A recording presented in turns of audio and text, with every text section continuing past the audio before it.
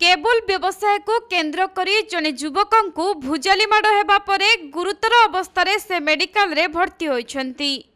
मिलिथिबा सूचना अनुसार बालेश्वर जिला भगराई ब्लॉक कमरदा थाना उलुडा छक निकटरे गत विलंबित राति दुर्बृत्त माने अतर्कित आक्रमण करथिले। सेमानंक आक्रमण रे बाहरदा ग्रामर चंदन सेठी नामक जने युवक गुरुतर होइछंती।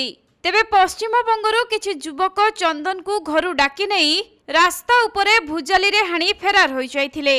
परे स्थानीय लोक माने चंदन को रक्त जुडुबुडु अवस्था रे उद्धार करी कमरदा गोष्ठी स्वास्थ्य केन्द्र रे भर्ती करिथिले।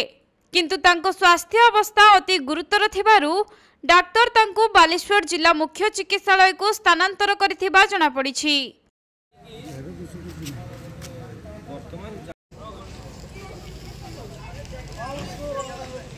बालेश्वर जिला भगराईरू चंदन कुमार दासंक रिपोर्ट, कोणार्क लाइव।